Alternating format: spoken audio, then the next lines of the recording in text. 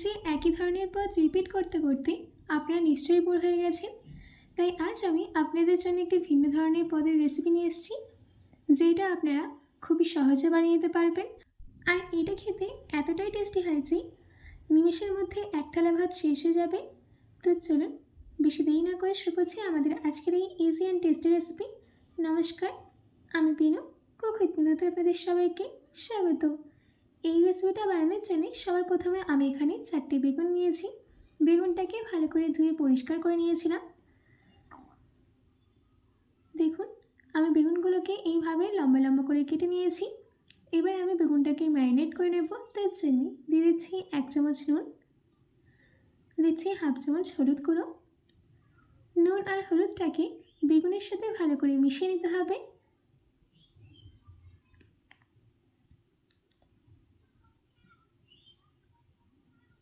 নুন আর হলুদটাকে বেগুনের সাথে ভালো করে মিশিয়ে নেওয়া হয়ে গেছে। এবার আমি এটাকে সাইডে রেখে দিয়ে একটা পেস্ট রেডি করে নেব। তার জন্যে গ্রাইন্ডিং জারের মধ্যে দিয়ে দিচ্ছি 2 চামচ সাদা সর্ষে, 1.5 চামচ কালো সর্ষে, দিচ্ছি 10টা কাজু, 1 চামচ চারমগজ, ঝালের জন্য 3টে কাঁচা লঙ্কা। এবার 4 চামচ জল দিয়ে এটার একটা স্মুথ পেস্ট রেডি করে নেব। দেখুন, আমাদের এখানে পেস্টটা রেডি করে নেওয়া হয়ে গেছে। এবার আমি এই পেস্টটাকে সাইডে রেখে দিচ্ছি। এদিকে একটা প্যানের মধ্যে দিয়ে দিচ্ছি 2 ladle ফুল সর্ষের তেল।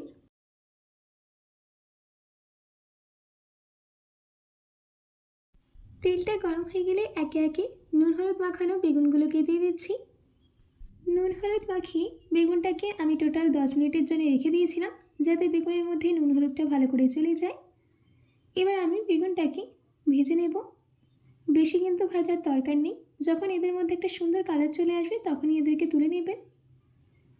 আপনারা দেখতেই পাচ্ছেন যে আমাদের এখানে বেগুনটা হালকা করে ভেজে নেওয়া হয়ে গেছে। এবার আমি এই বেগুনগুলোকে তেল থেকে তুলে নিয়ে একটা প্লেটে নামিয়ে নিচ্ছি। এবার একইভাবে আমি সেকেন্ড ব্যাচেরটাকেও ভেজে নেব।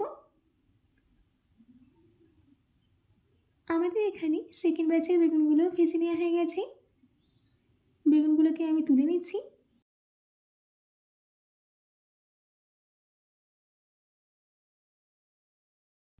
এবার এই বেগুন ভাজার তেলের মধ্যেই দিয়ে দিতে হবে 1/4 টেবিল স্পুন কালো জিরে। কালো জিরের ফ্লেভারটা তেলের মধ্যে চলে গেলে দিয়ে দিতে হবে তৈরি করে রাখা পেস্ট। গ্রাইন্ডিং জারের মধ্যে একটু পেস্ট লেগেছিল, তাই আমি গ্রাইন্ডিং জারের মধ্যে 1/4 কাপ জল দিয়ে মশলাটাকে ধুয়ে দিয়ে দিচ্ছি। এবার এই মশলাটাকে একটু মিশিয়ে নিতে হবে।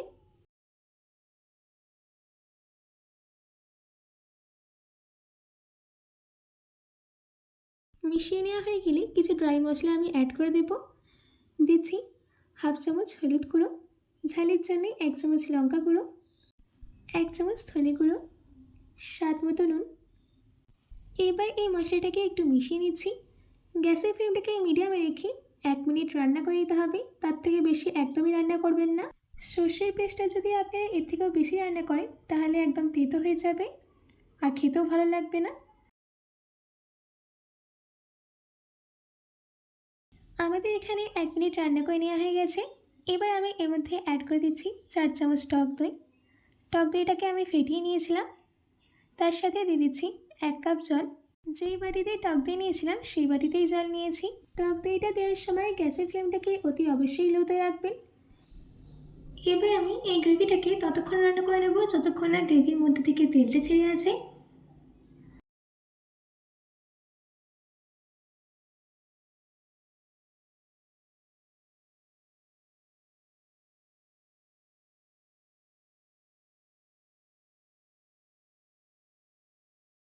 দেখুন, আমাদের এখানে গ্রেভির মধ্যে থেকে তেলটা ছেড়ে এসছে। এবার আমি এই স্টেজে দিয়ে দিচ্ছি 1 চামচ চিনি। চিনিটা দেওয়ার পর ভালো করে মিশিয়ে নিতে হবে। ভালো করে মিশিয়ে নেওয়া হয়ে গেছে। এবার আমি একে একে ভেজে নেওয়া বেগুনগুলোকে দিয়ে দিচ্ছি। বেগুনগুলোকে দেওয়ার পর বেশি মিক্স করবেন না, হালকা করে মিশিয়ে নিয়েছি। এবার আমি এর মধ্যে অ্যাড করে দিচ্ছি 2টো কাঁচা লঙ্কা। কাঁচা লঙ্কাটাকে আমি চিড়ে দিয়ে দিয়েছি আর কিছুটা ধনেপাতা কুচি। কাঁচা লঙ্কা আর ধনেপাতাটা দেওয়ার পর হালকা মিশিয়ে নিতে হবে আর 1 মিনিট মিডিয়াম ফ্লেমে রান্না করে নিচ্ছি।